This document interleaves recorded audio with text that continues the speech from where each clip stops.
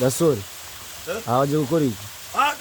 Tuko turaroga inamba mu rugamba iza gutsinda Kameruni bose yoba badushika mu kibuga n'amazi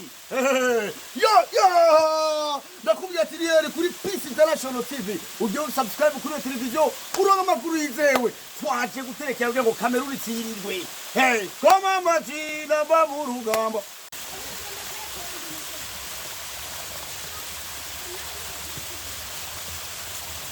Gasore aje gukora iki?